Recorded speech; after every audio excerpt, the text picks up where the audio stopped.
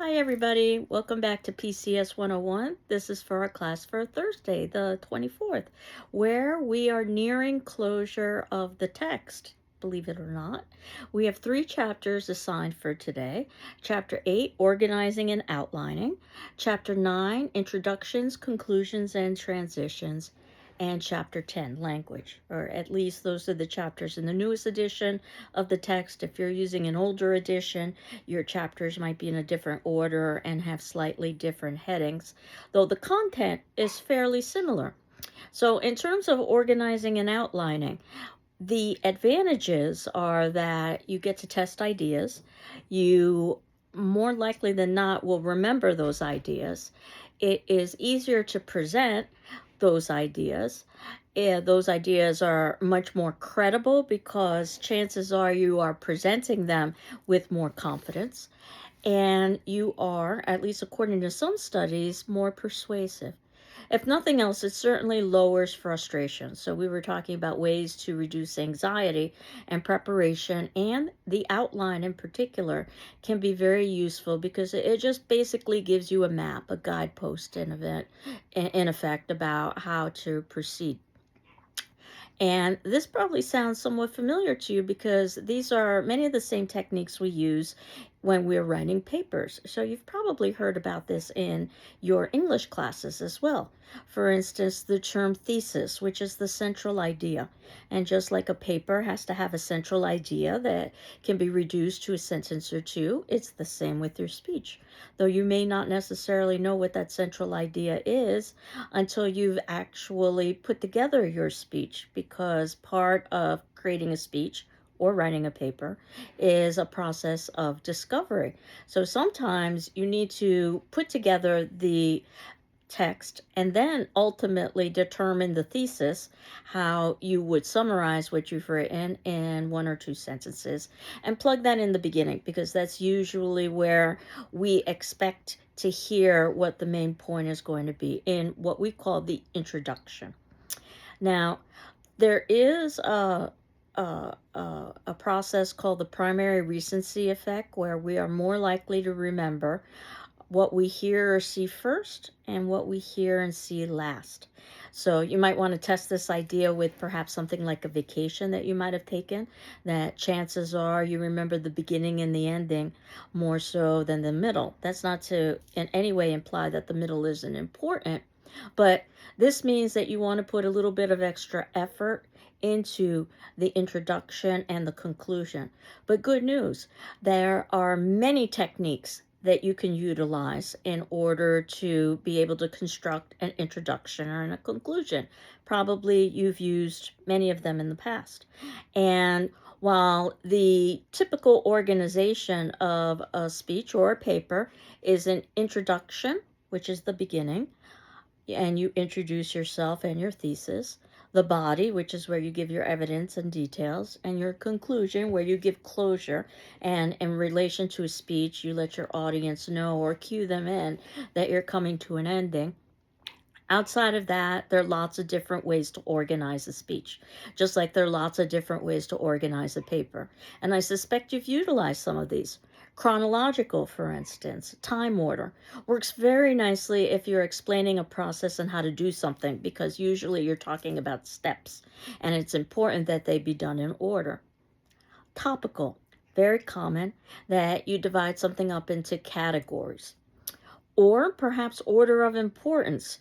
And you can put the most important first so that you can grab your audience's attention. But the difficulty with that is that you might lose your audience if your points become increasingly less important. You can do it the other way around and you can build up to the most important, but can you hold your audience's attention up to that point? And order of importance is oftentimes subjective, depending on the audience and also depending on the speaker. Spatial. So this works very nicely if you're describing a location. So I oftentimes use the example of a real estate agent trying to sell a piece of property. And there are lots of different ways that that real estate agent can go about selling that property.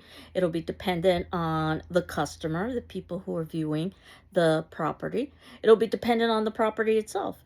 And it'll also be dependent on the strengths of the real estate agent. One of the ways you could sell that property is by talking about it from a chronological perspective, which works very nicely if it's a very old property. So you could talk about its historical importance, or perhaps a new property, new construction, something that's never been lived in before. Perhaps not necessarily the best organizational pattern for something that's 30 or 40 years old. So perhaps topical, organizing the arguments about that property based on categories. For instance, price, neighborhood, updates, things of that nature. You can even go a step further and put those categories into order of importance.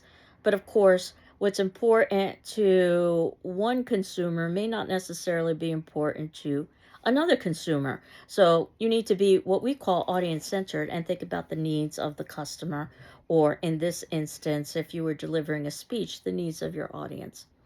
You could talk about that same property spatially, that when you walk in, immediately to the right is a door to a garage, immediately to the left is a living room, right in front of you is a small staircase that leads to a kitchen, and off to the right of that kitchen there's a small bedroom, and off to the left is a dining room. Now, you've never been into this property, but you're beginning to visualize what it might look like because I'm talking about it spatially. You can also talk about things in terms of their connections or relationships to one another, causal, cause and effect. Though sometimes it's not easy to clearly determine that the cause of something led to its effect. Sometimes there are outside causes as well. So you might say that you performed poorly, for instance, on a quiz because you had a cold. The cause of the poor performance was the fact that you were ill, and the effect is that you had a lower grade than what you were expecting. However, if you usually perform poorly, then that probably has nothing to do with the cold. So sometimes it's not easy to separate cause and effect. Some suggestions that the textbook gives, and I do as well, in ways to engage your audience, talking about that which is familiar, because your audience is likely to pay attention to things they already have some familiarity with. Inquiry order. So you could talk about the process that you went through in terms of discovering something. Questions, question answer order. Rhetorical questions can be very helpful, in particular, because rhetorical questions don't necessarily have to be answered, but you never know what can happen in a live audience or even in a tape recorded situation. I do remember in a face to face class many years ago, I asked a rhetorical question about a Shakespearean play that you might be familiar with, Midsummer Night's Dream, where through magic, all of these characters fall in and out of love with one another. And the fairy queen, who is basically the most beautiful creature in that realm, falls in love with a character named Bottom, who's aptly named because he is at the bottom of the social chain. He's a laborer, and he's also an idiot. In effect, he's an ass, and even better, because this is a magical realm, he's been literally turned into an ass by another fairy. The rhetorical question I would ask is, to try to illustrate that Shakespeare is still contemporary, how many of us have ever fallen in love with an ass? It was a rhetorical question, but I actually had students who raised their hands and wanted to share some experiences, which really illustrated my point about how relevant Shakespeare is. But you never know. You can ask a rhetorical question, not expect an answer, and actually get an answer. So again, you're not going to have a live audience in front of you. You're going to try to need to anticipate what it is that an audience member would need or want from you. And regardless of the technique that you use, you want to be clear and you want to be concise. Another option could be showing a problem and then illustrating a solution. This works very nicely for the persuasive speech, something we won't be doing till the ending of the semester.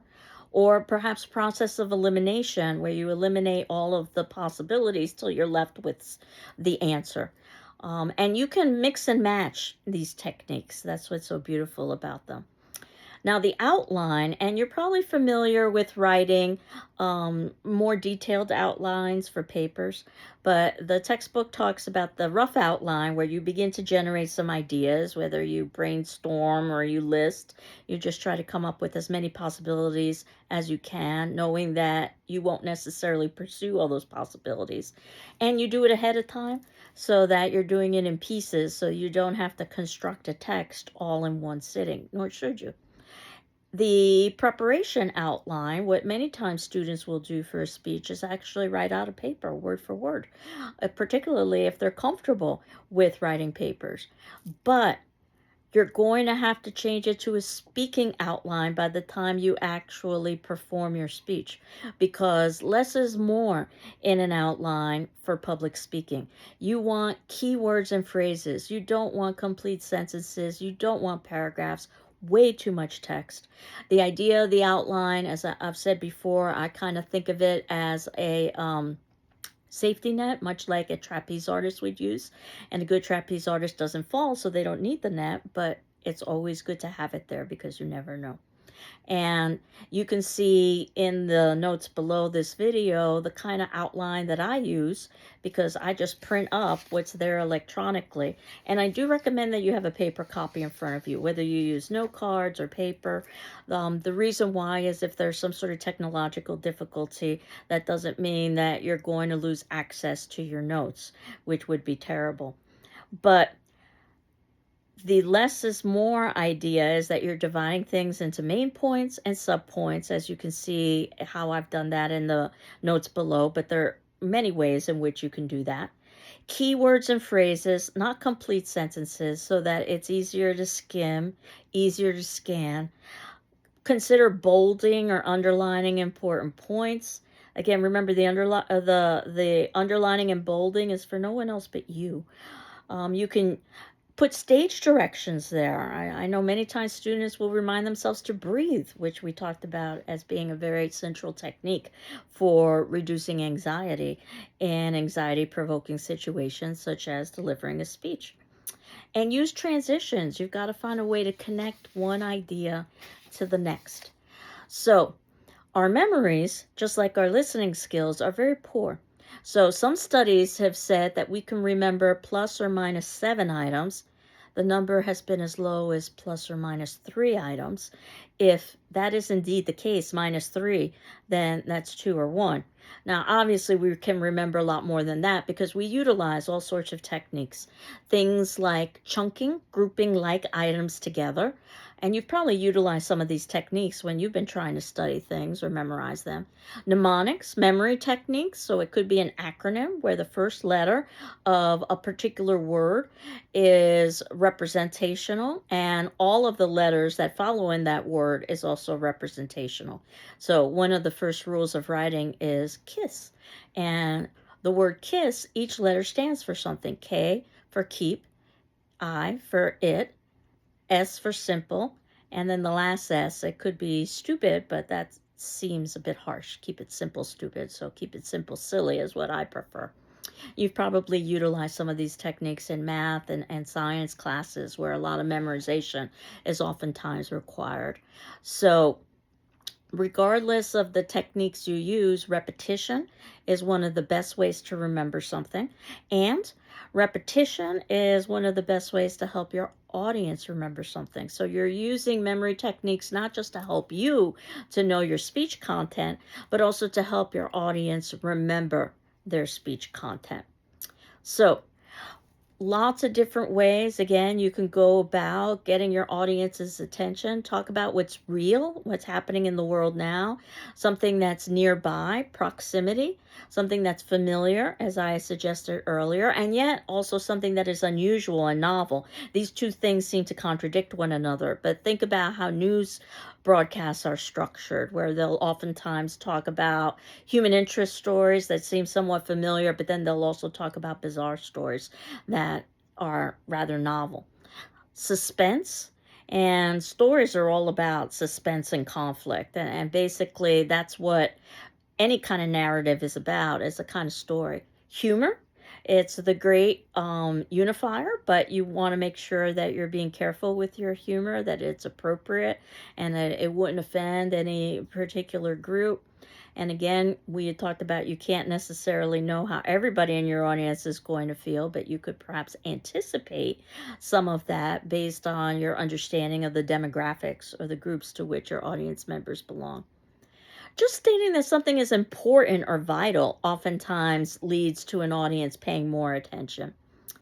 Question answer, as I was suggesting, do supply the answer, or if it is a rhetorical question, make sure the answer is obvious. Again, a rhetorical question is a question to which you don't expect a particular answer to.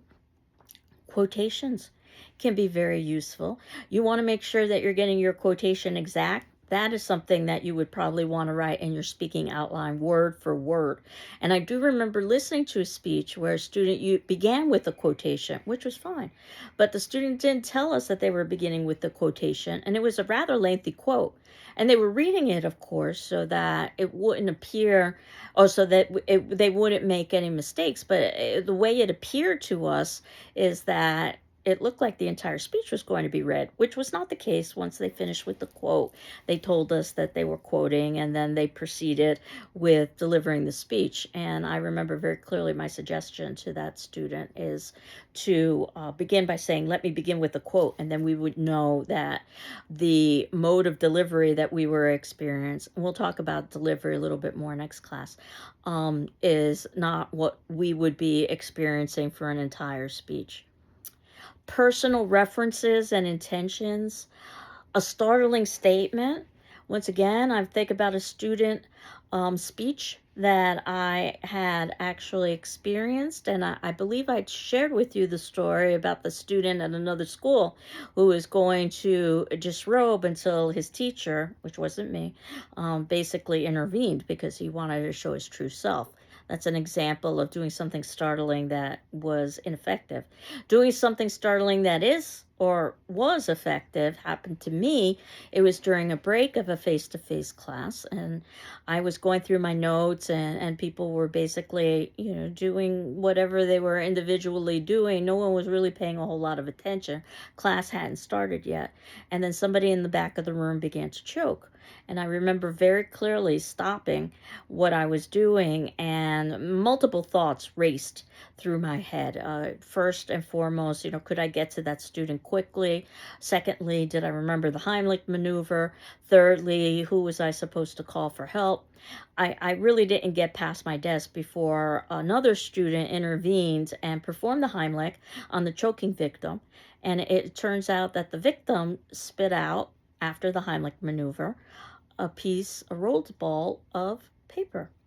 And as we all stared at this rolled ball of paper, and we were all in somewhat disbelief, the person who had performed the Heimlich calmly walked up to the front of the class and indicated, because after the break they were scheduled to deliver their speech, indicated that what we had just witnessed was a simulation. But if it had been real, would we have known what to do? And that the topic of this person's speech was the Heimlich maneuver. And it was really brilliant. He had worked out everything with a friend of his who was taking the class, someone who was pretending to choke. And again, he wasn't choking. There was just a rolled up ball of paper in his mouth that he could spit out. And again, that would begin the speech. So it was incredibly memorable, incredibly effective. Yes, a little bit of risk involved, because you don't know what can happen when you are doing simulations. Perhaps another student would have intervened and actually perform the Heimlich, and you can actually damage ribs by doing such a thing. Or perhaps the student would have actually begun choking, and the person who was giving the speech about the Heimlich would have only pretended to give the Heimlich, and the person who was now literally choking would be in deep trouble. I mean, things like that could have happened, but they didn't happen. So it was very, very clever. I always remember that speech when I think about doing something startling or saying something startling. Forecasting and summarizing, just basically telling the audience what you're going to talk about, talking about it, and then reviewing what it was that you talked about. or issuing a challenge to your audience. And again, you can mix and match all these techniques. On page 129 of the recent edition of the book, the most recent edition that I had ordered for class, you can see a graphic that talks about some of these techniques. And then the last chapter I had assigned for us, chapter 10, was about language. And it's about how, in delivering a speech, you are focused on the oral style, not the written style. And you're probably familiar with the written style through writing papers for classes. And that's much more formal. The oral style is conversational. So think back to the Toastmasters video that began this semester.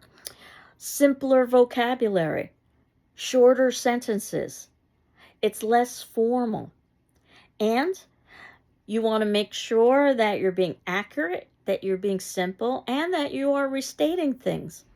So, one of the things you can do is offer your audience definitions, and there are lots of different ways you can play with definitions.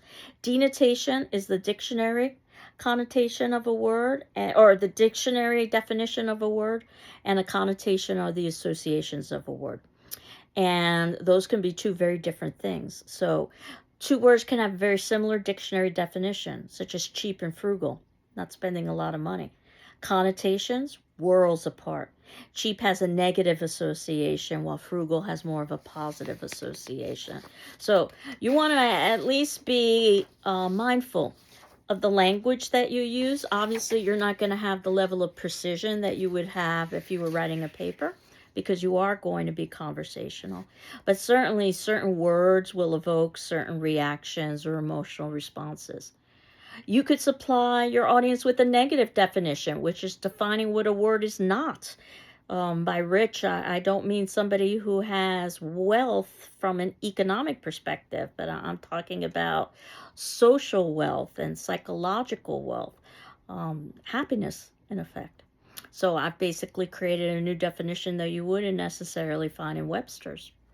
A contextual definition determined by the situation. So think about something like the word brief, which in an English class would mean concise. In a fashion class would mean an article of clothing. In a law class would mean a legal report. So again, it would be dependent on context and situation how that word is used. Etymological definitions, and this talks a little bit about the word history, the historical derivation of a word. Exemplar definitions, where you give examples. This is a very common teaching technique. And just showing comparisons between things, analogies. That's another way that you could go about providing information to your audience. Some advanced techniques, and people, when they think about public speaking, they think about, the great public speakers of our time. For instance, Martin Luther King, his speech, I Have a Dream, is usually ranked by most speech professionals at the very top, if not near the very top, as perhaps one of the best speeches ever presented. But those are very unusual, and they're usually not just something that is based on intellect, but it's something that is also based on emotion and situation. Again, we're at the very beginning stages. You shouldn't be trying to compare yourself to some of the great orators of our time, but that doesn't mean that you can't strive to use some of their techniques. Imagery, sensory images. Advertising does this very well. And appealing to the senses, whether it be visual or whether it be scent or whether it be tactile, and so that you can actually feel something, even though you're not necessarily smelling it or tasting it or touching it. But you can imagine what it would be like to taste or touch or smell. Metaphor. You are comparing two dissimilar things and showing how they are related to one another.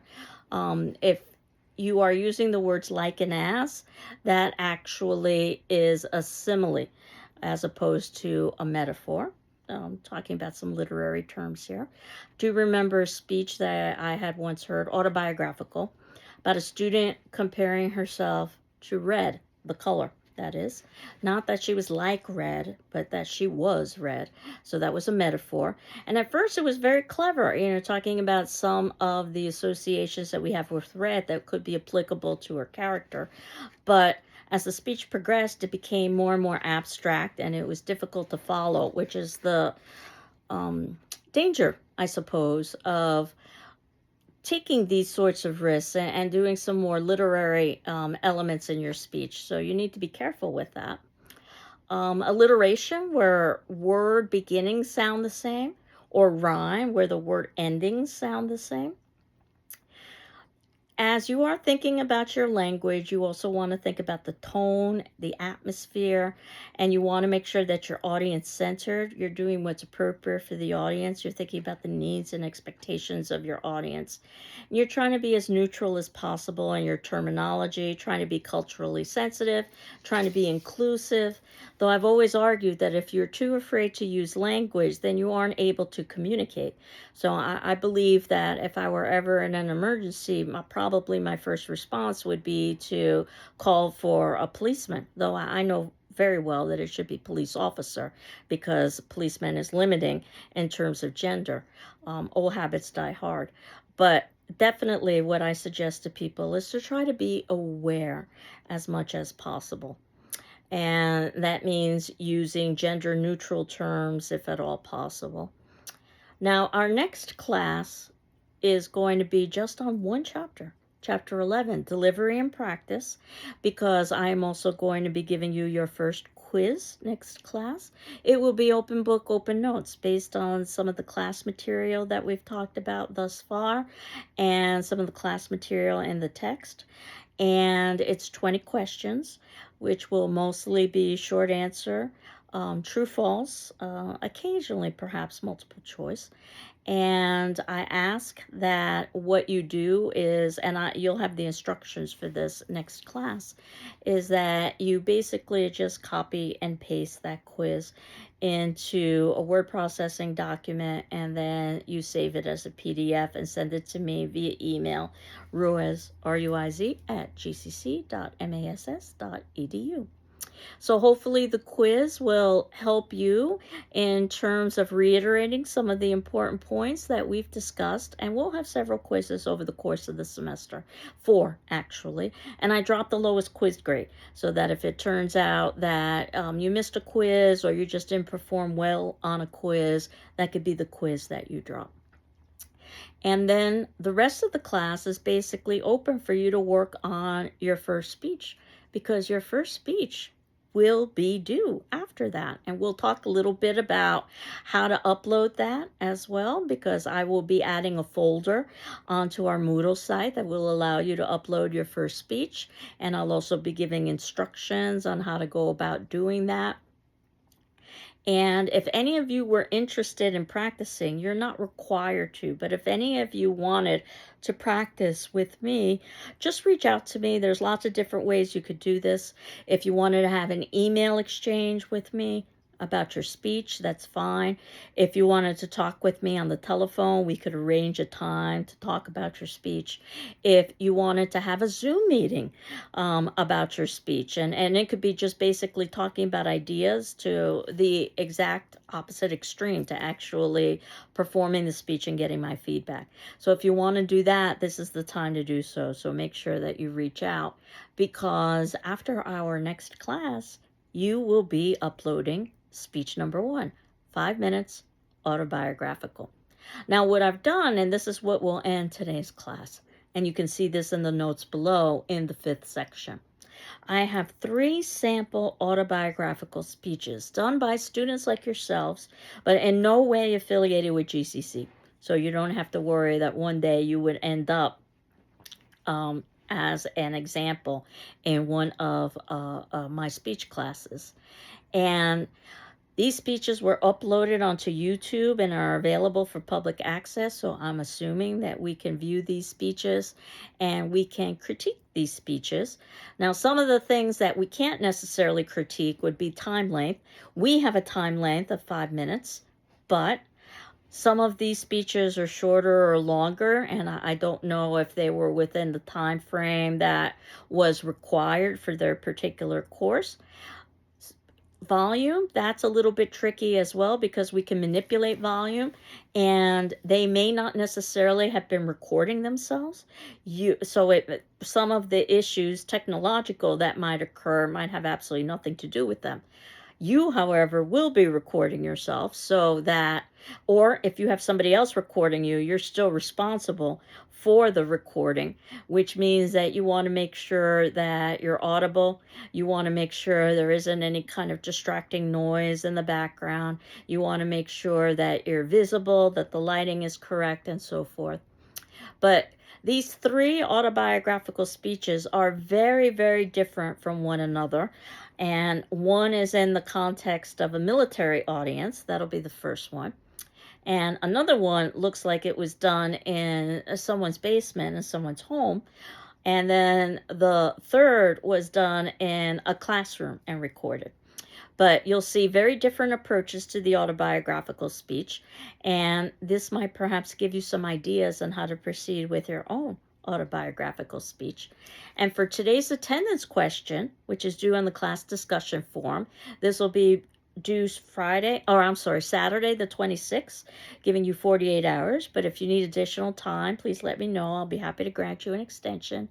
List one strength and one weakness from each of the three sample autobiographical speeches that I'm asking you to watch. So, again, you're not required to respond to your classmates, though you're encouraged to, but you are required to read your classmates' responses and my responses in turn.